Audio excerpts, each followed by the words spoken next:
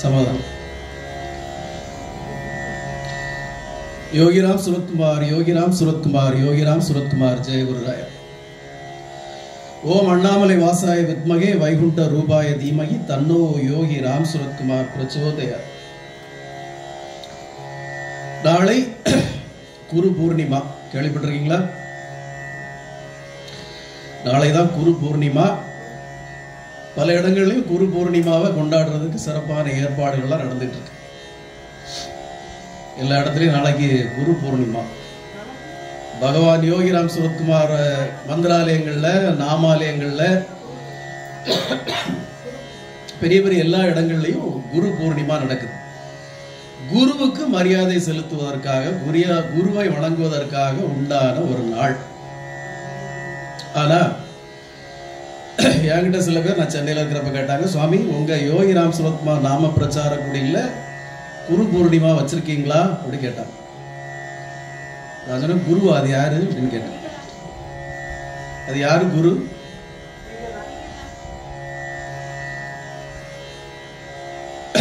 அன்பர்களே, ஒருவேளையில இந்த சத்சங்கம் ஒரு கான்ட்ரவர்சியா போகலாம். இந்த சத்சங்கத்தை பல பேர் பார்த்துட்டு நம்மளோட சண்டைக்கு வரலாம், தகராறுக்கு வரலாம்.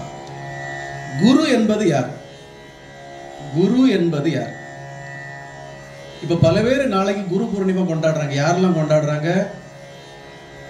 பஜன்ஸ் பண்றது கத்து கொடுத்தவங்க,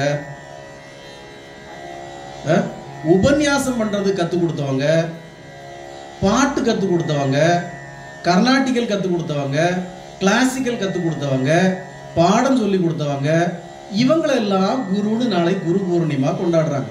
நியாயம்? யோகிராம் சுரத்குமார் குருவா? யோகிராம் சுரத்குமார் உங்களுக்கு எல்லாம் குருவா? அவரு இல்ல கடவுளின் குழந்தையா? குருவாடா உங்களுக்கு? அவர் குருவா? உங்களுக்கு ஒரு என்ன சொல்லி தந்தாரு? பாட்டு சொல்லி தந்தாரா? இல்ல பஜன் சொல்லி தந்தாரா? இல்ல உபன்யாசம் சொல்லி தந்தாரா? யார் ஒரு குருவா? இறைவனையே குருவாக ஏத்துக்கிற ஒரு பக்குவம் இருக்கு. மாதா பிதா குரு தெய்வம், இறைவனையே குருவாக ஏத்துக்கிற ஒரு பக்குவம் இருக்கு. ஒரு குரு பூர்ணிமா அன்னைக்கு பகவான் யோகிராம் சுரத்குமார திருவண்ணாமலையில் அவருடைய சன்னதி திருவீட்டில் நிறைய சந்திக்க போனாங்க. ஒரு முக்கியமான பக்தரும் சந்திக்க போனாரு. அவருடைய கையை பிடிச்சு அழைச்சு கொண்டு போய் பகவான் யோகிராம் சுரத்குமார் பக்கத்தில் வச்சுக்கிட்டாரு. சுவாமி, இன்னைக்கு குரு பூர்ணிமா, அவங்ககிட்ட ஆசீர்வாதம் அவங்க வந்துருக்கோம்னாரு. சந்தோஷம் அப்படின்னாரு சுவாமி. சுவாமி, குரு பூர்ணிமா அன்னைக்கு குருவாகி உங்களை வணங்கினா அருள், அதிகமா அருள் கிடைக்குமா அப்படின்னாரு. கிடைக்கும் அப்படின்னாரு. ஆனா அவர் சொன்னாரு, இறைவனை குருவா ஏத்துக்கலாம், ஆனா இறைவனை குருவாக மட்டும் ஏத்துக்க கூடாது. குருங்கிறது யாரு? வெறும் பாட்டு சொல்லி கொடுக்கறவங்க குருவா? இல்ல உபன்யாசம் சொல்லி கொடுத்தவங்க குருவா? இல்ல பஜன் சொல்லி கொடுத்தவங்க குருவா? நாம வாழ்க்கையில சந்திக்கிற ஒவ்வொருத்தரும் நமக்கு தெரியாத விஷயங்களை கத்து கொடுக்கிற எல்லாருமே குரு தான்.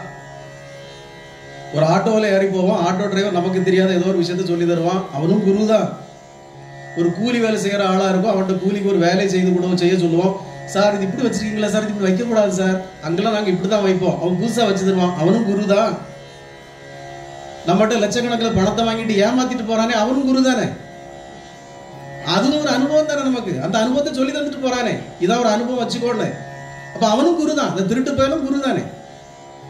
அப்ப இவங்களும் யோகிராம் சுரத்குமாரும் ஒன்னா? குருங்கிற ஸ்தானம் ஒன்னா?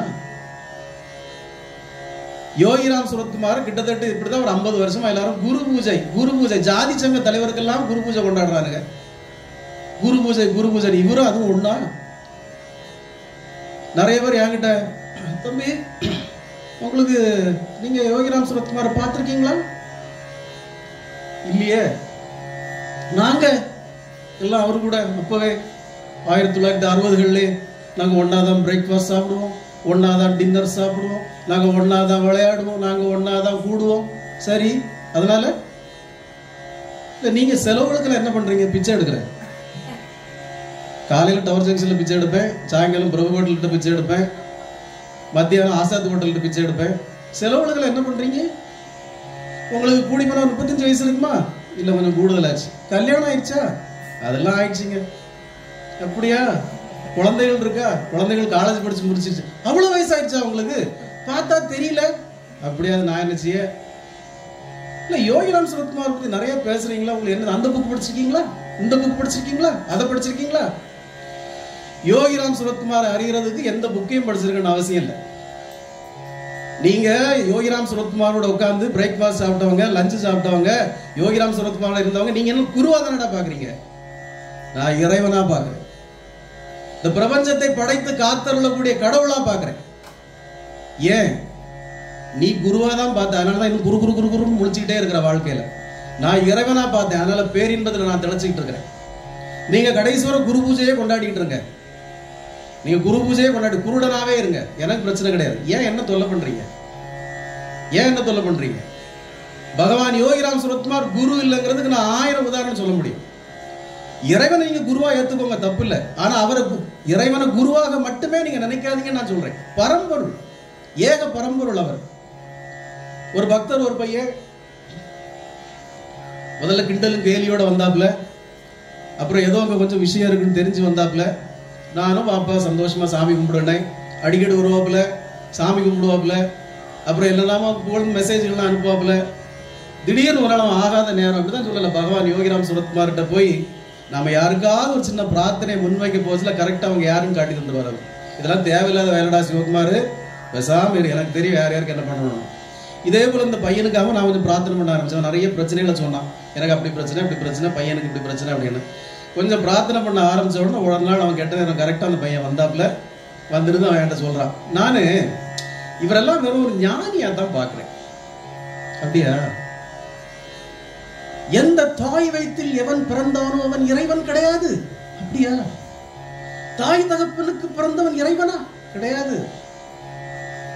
பிறப்பும் இல்லாத இறப்பும் இல்லாதனே அவரைத்தான் நான் கும்பிடுவேன். ஓ சந்தோஷம், அப்படியா?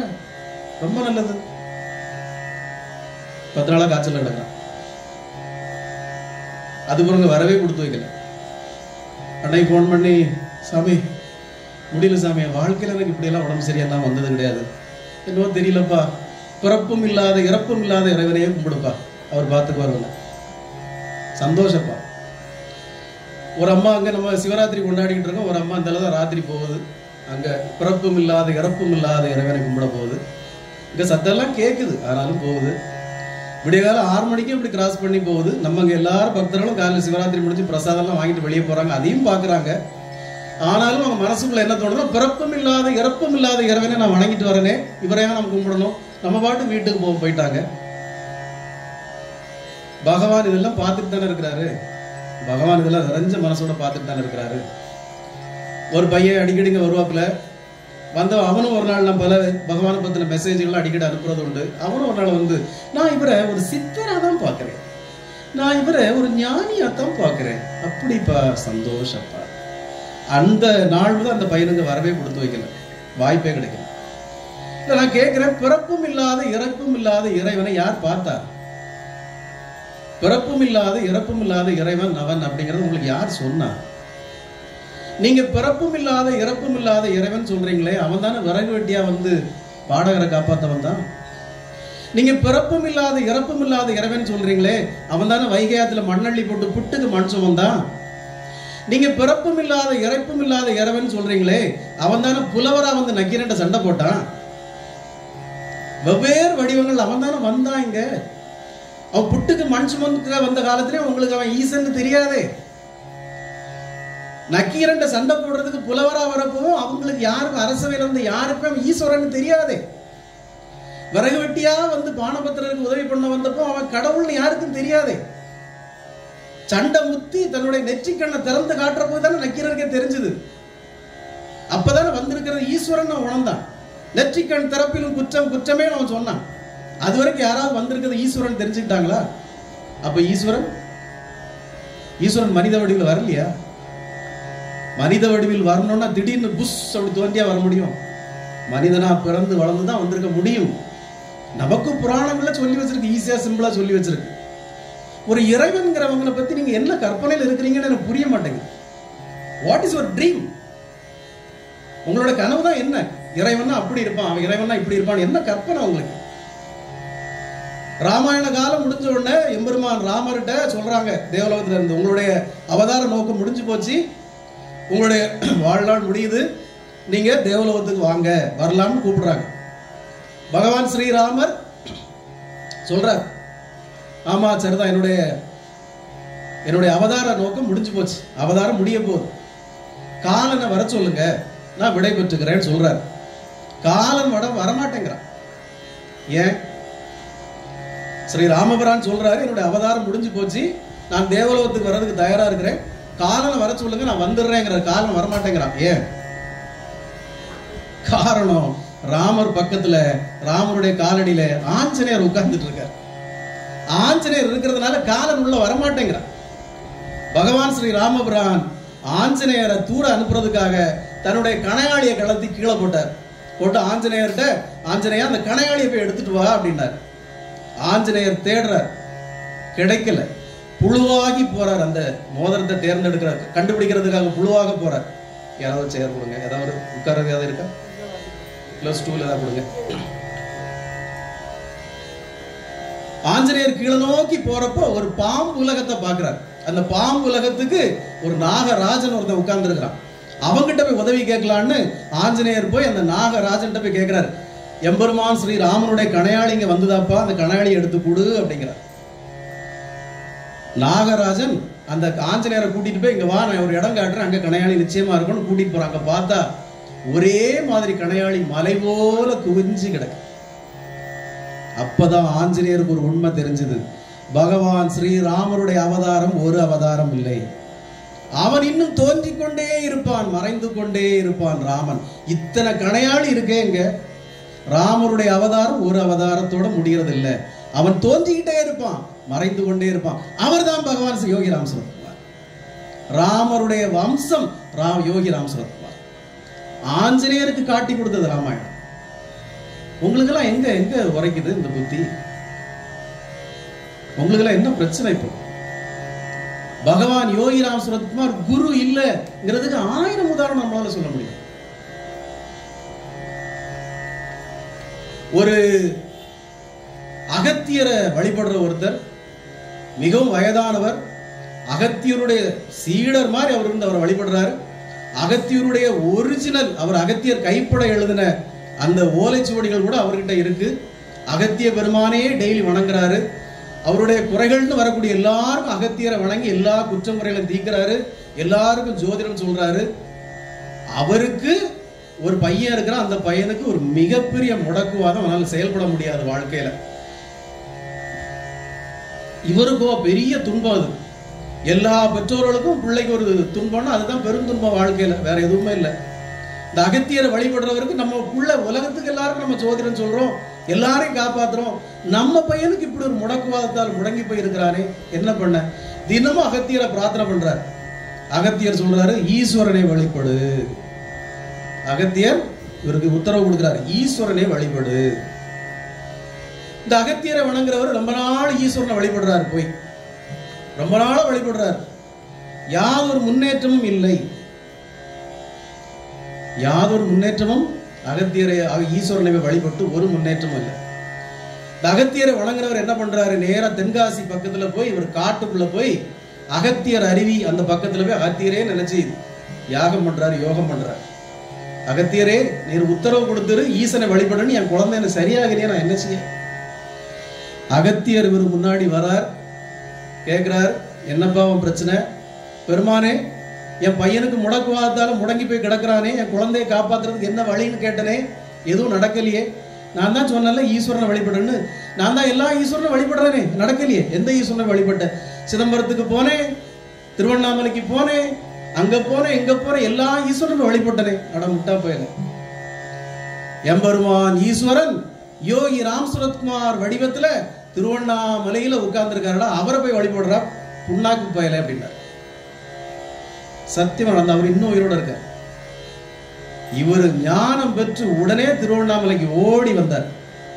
திருவண்ணாமலைக்கு ஓடி வந்து சன்னதி தெருல எம்பெருமான் பிரபஞ்ச பரோபகாரி பகவான் யோகி ராம் சரத்குமார் பாதத்துல சாஷ்டாங்கமா விழுந்து நமஸ்கரிச்சு அழுதார். பகவான் யோகி ராம் சரத்குமார் கேட்டார், என்னப்பா, ஏன், என்ன பிரச்சனை? பெருமானே நடந்ததெல்லாம் சொன்னார். பகவான் யோகி ராம் சரத்குமார் சிரிச்சார். அப்படியா, டோன்ட் வரி, உன் பையன் இந்த கணத்துல இருந்து சரியாயிருவான் போ அப்படின்னா. அப்ப பகவான் யோகிராம் சுரத்குமார் ஒண்ணு சொன்னார், இது மாணிக்கம், இது வைரம், இது வைடூரியம், இதை எல்லாரும் நீங்க ஆளுக்கு 2 கையில எடுத்து கொடுத்துட்டு போயிடாதீங்கப்பா. இங்க வந்தா அவங்களுடைய கர்மவினைகள் எல்லாம் தீரும்ங்கிறது நியதி, விதி. ஆனா எல்லாருக்கும் கர்மவினை தீர்ந்து போச்சுன்னா கர்மாக்கு வேலையெல்லாம் போயிடும், கர்மாக்கு பலனே எல்லாம் போயிடும்.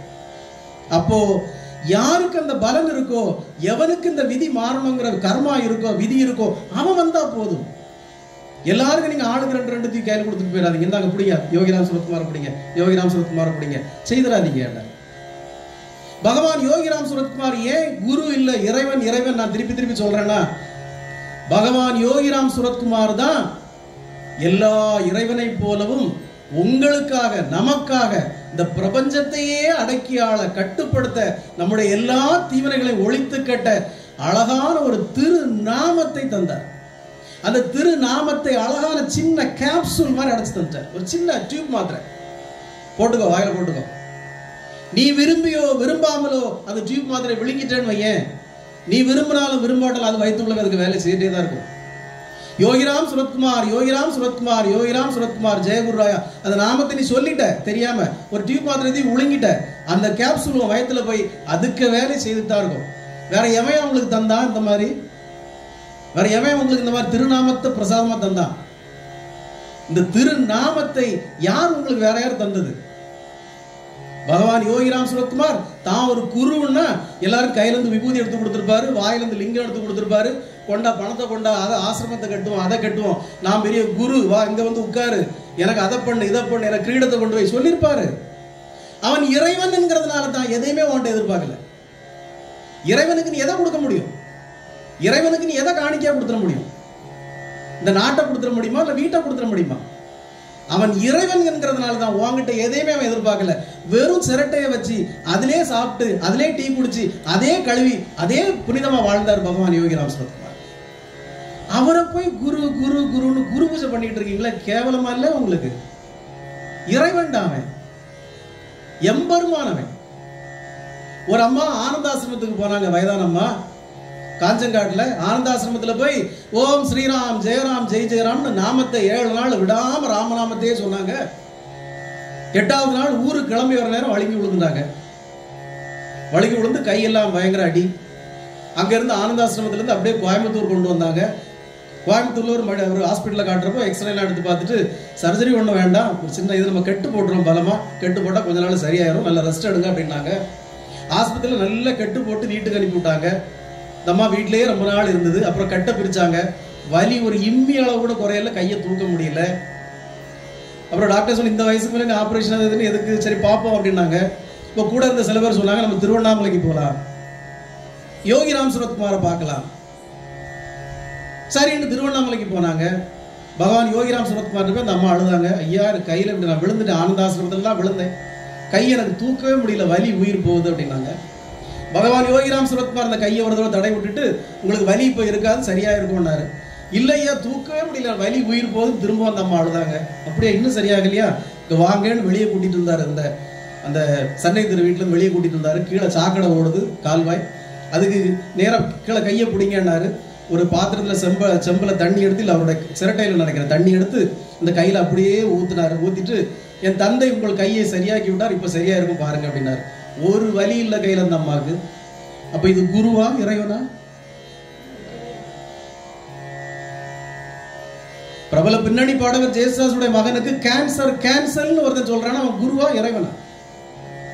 உன்னுடைய கர்ம வினைகளை நீக்கிற தகுதி இறைவனுக்கு இருக்கா இல்ல குருவுக்கு இருக்கா?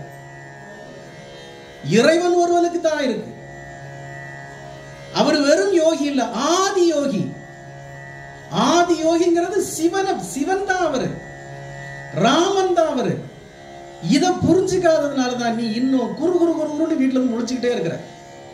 நான் திருப்பி ஐயா என்ன பண்றீங்க? நான் ரிட்டையர்ட் ஆகி வீட்டுல உட்கார்ந்துருக்கேங்க. அம்மா என்ன பண்றாங்க? அவங்களும் ரிட்டையர்ட் ஆகி வீட்டுல உட்கார்ந்துருக்காங்க. ஓ சரி, எப்படி இருக்கீங்க? ஏதோ ஓடுதுங்க. சாமி போயிட்டாருல்ல. சாமி போயிட்டாரா? எங்கேயா போயிட்டாரு சாமி? அவர் 2001 போயிட்டாரு. அப்போ ஒன்ன பொறுத்த மட்டும் கூட பிரேக்ஃபாஸ்ட் சாப்பிட்ட ஒரு ஆளுக்கு போயிட்டார், முன்னாடி இருந்தாரு போயிட்டார். அதான் உன்னுடைய நிலை. சாமி போயிட்டாரு. அப்போ சாமி எங்கடா போவார்? பைத்தியக்கார பையன். சாமி எங்க போவாரு?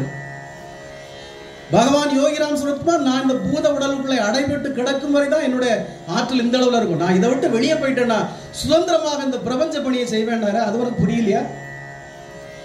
இதுக்கெல்லாம் மேலா பகவான் யோகிராம் சுரத்குமார் நான் இறைவன் அப்படிங்கிறத பல தருணங்கள்ல கூட உட்கார்ந்து உங்களுக்கு உணர்த்தினார்.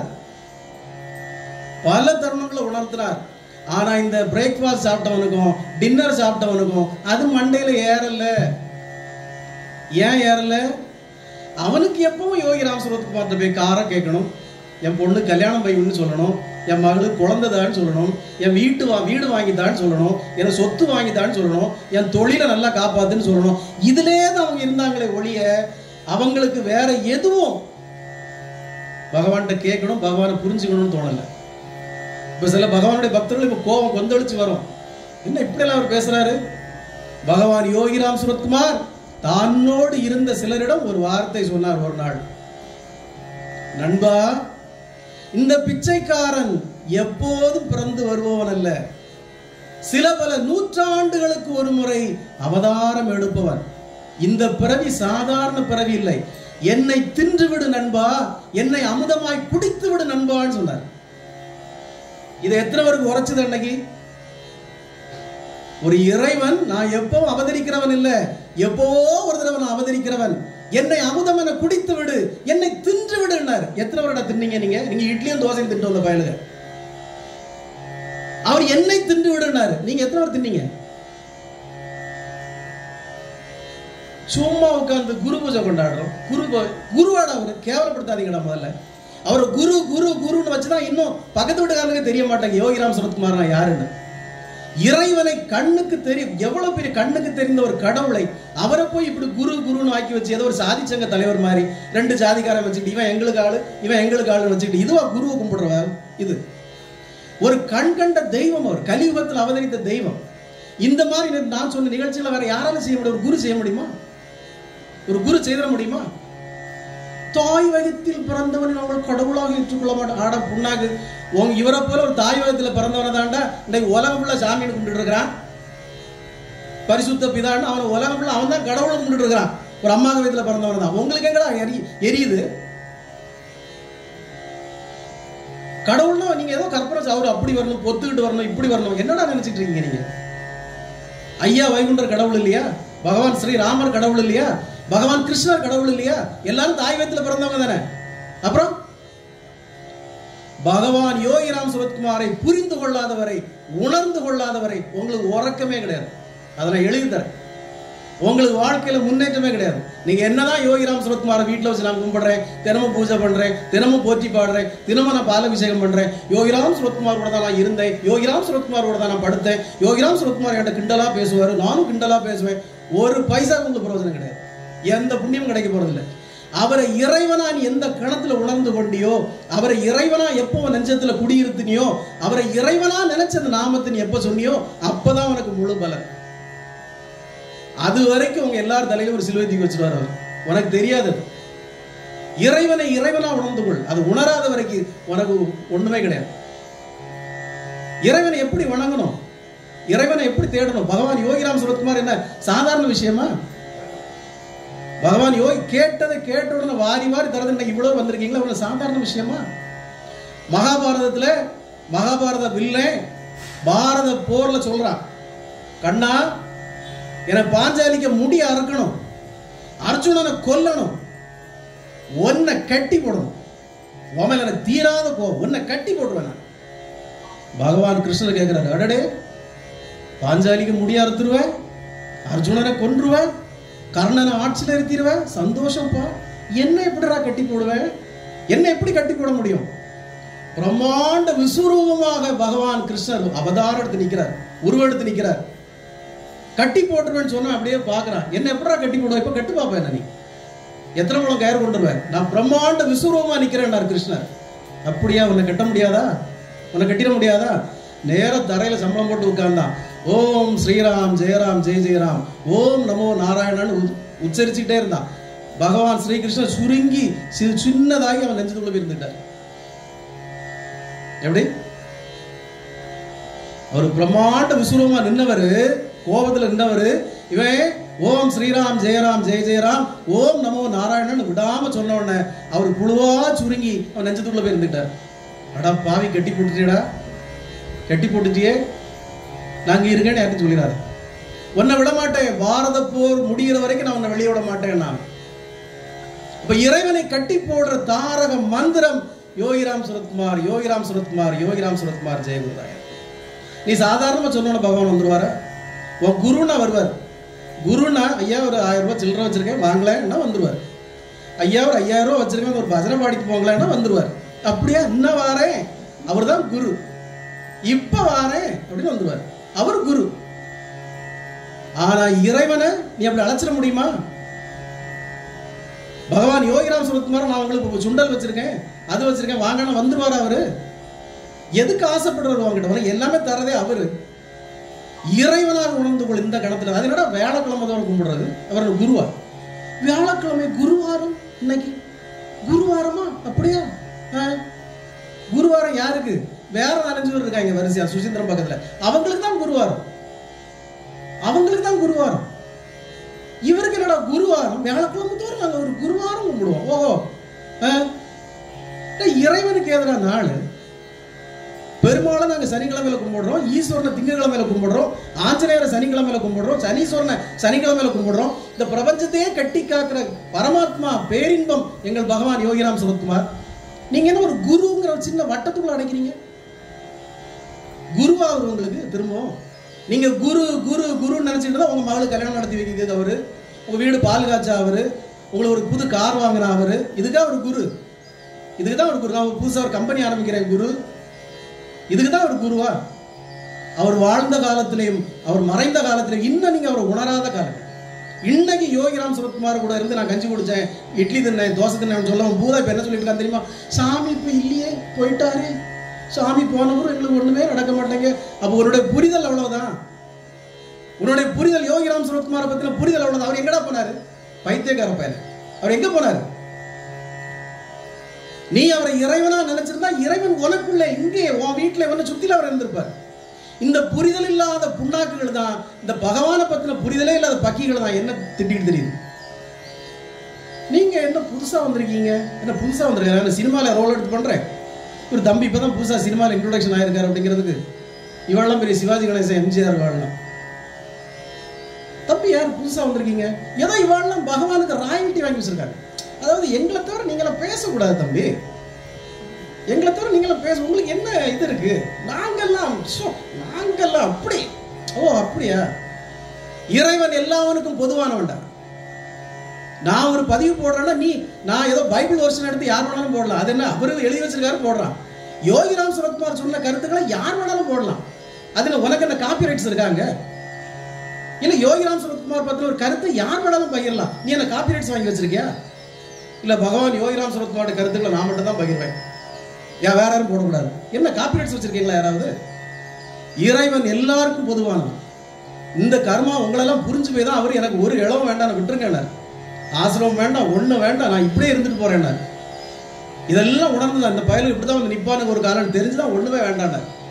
திரும்பவும் சொல்றேன், அவர் குருவாக இருந்திருந்தால் உங்களை அன்னைக்கே நல்லா பயன்படுத்தி இந்த மாதிரி பெரிய 500 ஏக்கர் இடம், அதுல ஒரு அழகான ஆசிரமம், அங்க தினம் தினம் ஆட்டம் பாட்டம் கொண்டாட்டம்னு பகவான் யோகிராம் சுரத்குமார் ஒரு குருவா இருந்துட்டு போயிருப்பார்.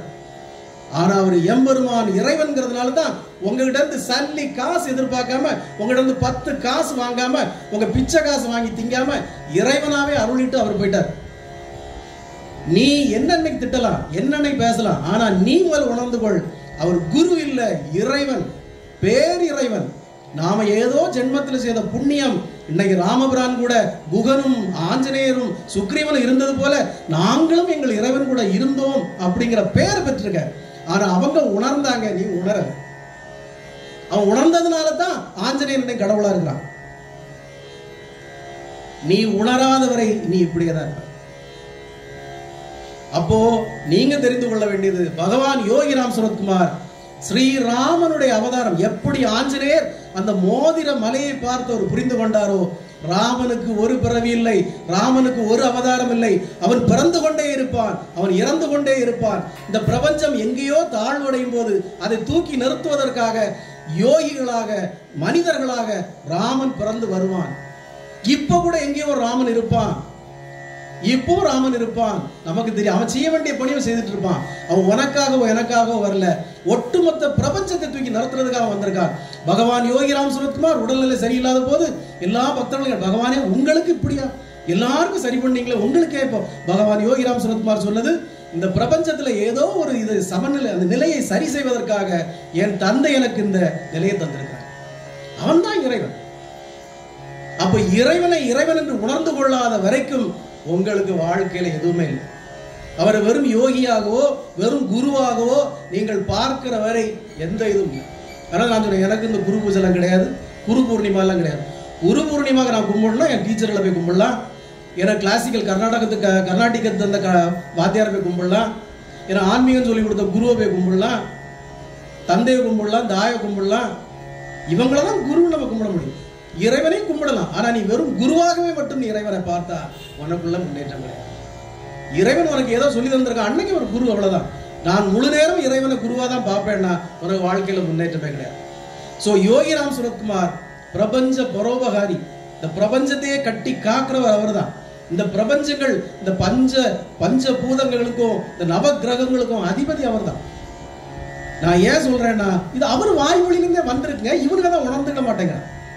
ஒரு ஹோரோஸ்கோப்பி பார்க்குற ஒரு ஆள் போய் சொன்னா கேட்டாரு பகவான் யோகிராம் சுரத்குமார்ட்ட, யோகிராம் சுரத்குமார் ஐயா, பகவானே உங்க ஜாதகத்தை கொடுங்க, நான் உங்க ஜாதகத்தை கணிக்கிறேன். அவர் சொன்னார், போடா லூசு பாய், இந்த 9 கிரகங்களை நாங்க ஃபுட்பால் விளையாடுவோம், நாங்க யோகிகள் ஃபுட்பால் விளையாடுவோம், நாங்க அதுகிட்ட போய் கேட்கிறதா? அப்ப யோகிராம் சுரத்குமார் ஒவ்வொரு கணத்திலையும் ஒவ்வொரு பொழுதிலையும் தான் ஒரு இறை பிறவிங்கிறத எல்லாருக்கும் உணர்த்திருக்காரு. இவங்களுக்கெல்லாம் புரியல. குரு குரு குரு, கடவுளின் குழந்தை குரு, இப்படியே தான் அவங்க நினைச்சிட்டு இருந்தாங்க. இறைவன் உணர்ந்த ஒரு சில பேர் இதை அவர் சோதிச்சு பார்ப்பார். எப்படி தெரியுமா? பகவான் யோகிராம் சுரத்குமார் வாழ்ந்த கால சோதிப்பார். யார் அவர் புதுசா பார்க்க போனாலும் சொன்னார், யூ ஆர் ஃப்ரம் கேட்பார். சுவாமி I am from Madurai, Swami I am from Aruppukottai, Swamy I am from Coimbatore. Isn't it? You first go to temple, then you come and sit with me. முதல்ல கோயிலுக்கு போ அப்படிம்பார். உடனே நிறைய பேர் அப்படியே சாமி கோயில் போயிட்டு வந்துடுறேன் சாமின்னு போவான். ஆனால் ஒரு சில பேர் தான், சாமி அருணாச்சலேஸ்வரன் நீங்க தான், கடவுளும் நீங்க தான், இறைவனும் நீங்க தான், என் துன்பங்களை தீக்கிற எல்லாமே நீங்க தான் சுவாமி, நான் உங்களை தான் பார்க்க வந்திருக்கேன் சாமின்னு சரணாகதி அடைஞ்சவனை சிரிப்பார். சிரிச்சு உள்ள கூட்டிட்டு போவார். இது சோதனை, இது சோதனை. நீ முதல்ல கோயிலுக்கு போன சொல்ற சோதனை. நீங்க தான் சாமி அருணாச்சலேஸ்வரர், நீங்க தான் ஈஸ்வரன், எனக்கு நீங்க தான் ராமன், எனக்கு நீங்க தான் சுவாமி, நான் உங்களை பார்க்க தான் வந்திருக்கேன்னு சொன்னவரை மட்டும்தான் சிரிச்சு அணைச்சுக்கிட்டார். இதை எத்தனை பேருக்கு இந்த பாக்கியம் இருந்தது? எத்தனை பேருக்கு இந்த பாக்கியம் இருந்தது? உண்மையை உணர்கிற நேரம் பகவான் யோகிராம் சுரத்குமார் உணர்த்துறார். நீங்க அருணாச்சலேஸ்வரர் அங்க இருக்காரு, ஈஸ்வரர் இங்க இருக்காரு, அவர் அங்க இருக்காரு, ராமர் அயோத்தியில இருக்காரு, நீங்க திரிகிற வரைக்கும் போனோம், கண்டிப்பா போனோம். பகவான் யோகிராம் சுரத்குமார் எல்லா ஆலயங்களுக்கும் போனவர் தான். எங்க போனாலும் எதை பார்த்தாலும் யோகிராம் சுரத்குமாராவே நீங்க உணரப்படுத்திட்டீங்கன்னா, அவர் தான் இறைவன் நீங்க தெரியப்படுத்திட்டீங்கன்னா, உணர்ந்துட்டீங்கன்னா, நீங்க வாழ்க்கையில அடுத்த கணம் உங்களுடைய நிலை இப்படி இருக்காது. அதை உணர்வை நான் சொல்லித்தரேன். உங்களுடைய நிலை இந்த நிலையில இருக்காது, அதை புரிஞ்சுக்கோ. யோகிராம் சுரத்குமார், யோகிராம் சுரத்குமார், யோகிராம் சுரத்குமார் ஜெயகுராய். ஓம் அண்ணாமலை வாசாய வித்மகே வைகுண்ட ரூபாய தீமகி தன்னோ யோகி ராம் சுரத்குமார் பிரபஜோதயா. அகில உலகம் நல்லா சிறந்து ஓளந்து எல்லோரும் நலம் பெற அருள் பெற வளம் பெற பகவான் யோகிராம் சுரத்குமார் எல்லோரையும் ஆசீர்வதிக்கட்டும். யோகிராம் சுரத்குமார் ஜெயகுராய்.